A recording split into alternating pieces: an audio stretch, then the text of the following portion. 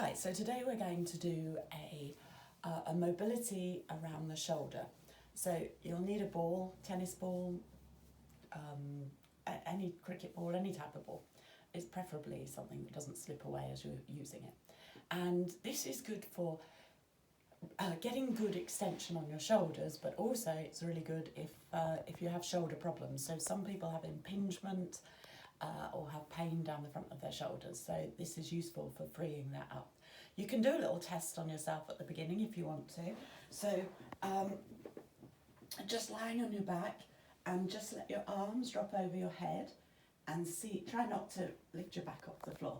Keep your tummy pulled into your spine and just see if you can get your shoulders, your hands back onto the floor. If you're like this, it doesn't really it doesn't help. So you're trying to get your forearms on the floor and not have your arms go wide. So completely over your head. So this is a good measure that you can do at the beginning and then do it afterwards to see if you've improved. So we're going to start by putting the ball around your scapula. If you've done the previous mobility that I did for squat position, you'll know that this can be really painful. But it should be kind of a tolerable sort of pain. If it's an acute stabbing pain, then there may be something wrong, so stop. But otherwise, it is fairly uncomfortable. So we're starting doing the ball around your scapula, around your shoulder blade. So the ball is going to start right at the bottom, at the pointy bits of your shoulder blade. And as you move round, you're going to work round your shoulder blade all the way up to the top, and then we'll do a stretch after we've done each thing. So starting with the ball at the bottom of your shoulder blade. I'm going to squeal all the way through this because this is my bad shoulder. So all you're going to do is reach from the outside to the diagonal.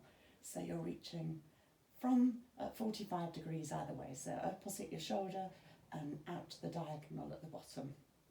So you can do any of these movements, and really probably the one that's the most painful is the one that you need most. So you can do diagonal, or you can go from the floor and take your hand over your head. So once you can do sort of like a couple of minutes in each place, and probably the best thing to do is to stick to the place that's the most painful, because that's probably the area that's tacked down or the tissues are tight. So then you're just going to move yourself so that the ball moves around your shoulder blade, and do exactly the same. So from the diagonal, backwards and forwards. I'm just going to work on my left shoulder, so you can start the video again and do both shoulders if you want to. Otherwise, just stick with the one shoulder if it's a painful shoulder. So diagonal and over the top and down. Oh dear, this is well funky today. And scoot yourself around. I'm doing this really quickly because it's probably boring for you just watching me, but turn the video off and just move into places where you can feel it most. So diagonal and overhead. You won't be able to get your hand on the floor overhead because the ball is stopping that movement, but at the end you should be able to get your hand to the floor. So all the way around your shoulder blade. As you get up to the top, it'll start to press into your traps, which will make it more tender, especially if you've been doing a lot of work that involves shoulders. So over and out. And then lastly, I'm at the top of my shoulder blade. And what you're going to do here is, so your shoulder blade is triangular shaped, and I'm right on the point at this corner. So we started at this corner and we're moving up to this one. So when you get to this point, if you can stand it, you can just lift your bottom off the ground and bridge your backside up, and it pushes you onto the top. Honestly, this is so painful, I can't do that. But if you can do it, then go for it. And in this position, all you need to do is lift and lower your arms. So flexing and extending your shoulder. Okay, and then we're going to do a stretch on that. So all you're going to do is side lying, and you're just going to roll yourself forward onto onto that shoulder so that you're pulling your scapula or your shoulder blade round your body. So you may not be able to get as far round as I am. So your elbow and arm are in alignment, you're lying on your side, then you're keeping your shoulder down and just dropping your chest towards your bicep there. And just holding that for 30 seconds, and that just gives a nice release to the back of your shoulder blade.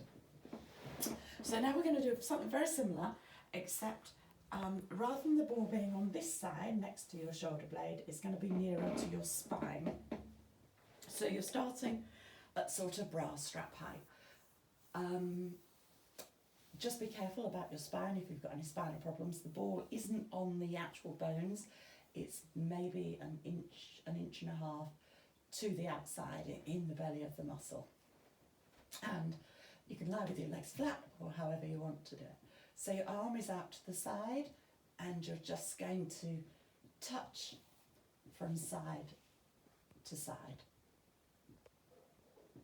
So from side to side, and you can go from top to bottom.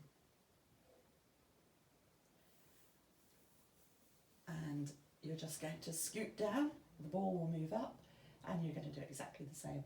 Arm out to the side, push backwards and forwards. If you want to, you can try diagonal as well. You can't really do anything to cause any harm here. And working all the way up your back. So taking your arm over your head. So for guys with a broader back, you'll definitely be able to feel the difference between when you're working around your scapula and when you're working along your spine. For ladies who are a bit smaller, you might not feel the gap, but what you're doing is working on one end of your traps and your rhomboids, and then the other end, so the origin and the insertion of the muscle. So we're just giving both a go. So all you're doing is just moving your arm around. When you get to the top, when you're actually on your traps, bridge up, and take your hand backwards and forwards. Okay, and then we are just going to do what's called the Brugner stretch. Which way do I need to do so you can see it? So, you are side lying, bottom leg goes flat, top knee goes down to the floor, your bottom arm holds this leg down. And what you're doing is side lying and just opening up your back. Oh my gosh, I did that with a load of cracks going on there. So sometimes as you do this, you'll feel cracking as your spine releases. It's not a problem. So all you're doing is trying to reach backwards and forwards. Some people, if they find this really tough, they might hold on to their ribs, and as you breathe out, just pull your back across a little bit. Some people will just go straight for opening up. But the aim is to get your shoulder, the back shoulder here, on the floor behind you. And this really releases your back. Okay, now we're going to release your rotator cuff muscles. This is horrible. So, before we've been working around the scapula, so if we think of the triangle of your shoulder blade, this time we're going to put the ball right in the middle of your scapula, so in the belly of the muscle. So you are lying on your back, and the ball is it's almost just behind your armpit here. Your arm is out to the side. You can turn over onto your side if you want to, and I will, just so that you can see this. So your elbow is in alignment with your shoulder, your hand is straight up. This is just a neutral position for your rotator cuff. And your aim is to push your arm down and to move your arm back.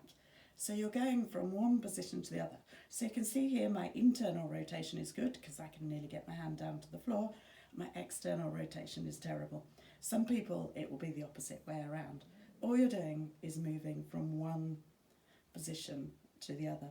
If you want to, in the position that's worse for you, you can just rock your arm backwards and forwards and just bounce at end of range. And Depending how bad it is, you can do that for 1 or 2 minutes. Once you've done that, remove the ball and we'll just stretch that position. So side lying, all you're going to do is use your other hand. What we don't really want is your shoulder to come up. So it's no point getting your hand down to here if your shoulder's coming up, because you're not actually doing anything. So keep your shoulder on the floor and press your onto the back of your wrist. To get a stretch in this position, hold it for 30 seconds. Take a deep breath in after 15 and breathe out, and then press into it a bit more. And then we're going to go the opposite way. So you can see that's actually done pretty good for my shoulder. So I'm better, my rotation, external rotation is better. So just pushing your hand. If you're in this position, bending your hand backwards doesn't change anything. We're trying to get your forearm to the floor. And just, again, hold for 30 seconds, but deep breath after 15 to breathe. So the next thing we're going to do is ball into pec minor. If you can't feel the ball into pec minor, you might need to put your ball on top of a book first. And although I haven't got a book, I didn't think about this, pretending this is a book, you would be in this position. So the ball is going, there's your collarbone here and the front of your shoulder here, and there's a recess in this bit. This is where you're wanting to put the ball. So you can just put the ball on the floor and lean onto it. But if you don't feel it, just put a box with a ball on it, and then that just lifts it into position. So you can put your head onto your fist, and all you're going to do is take your arm round in a big circle and then across your lumbar spine as if you were trying to put your hand into the opposite back pocket on a pair of jeans. So scooting round and taking your arm across. And as I say, you might need a pile of books to be able to get that height, especially the guys who've got a bigger rib cage and a bigger chest. A box of tissues don't really do it. And then the other thing that we need to do is release the front of your deltoid. So in the first one, we were here. Now we want to move the ball to the outside of your deltoid. So ball onto deltoid, and all you're going to do is just scoot backwards and forwards, and it's called scrubbing through the muscle. So it's just releasing the muscle. And then, so all of these, you just work through them until the pain reduces or it's less sensitive, or a minute or two at least in each position, especially if you've got injuries to that shoulder. Then all we're going to do is a stretch.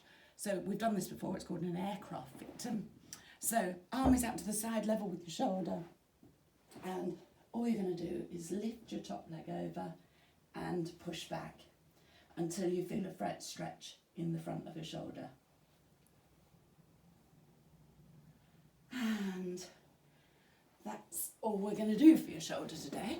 But you can just do a test, a retest at the end. So just laying on your back and just let your arms drop. So my arms were pretty good to start with, but this arm actually felt tender as in this position, whereas now it actually moves into that position with ease. So remember, if you are testing yourself, don't arch your back just to get that position. So hopefully you can mobilise your shoulders a bit more. If you're sore or have got impingement of your shoulder or rotator cuff injuries, that will actually be really useful for it. Okay, good luck, have a nice day, stay safe.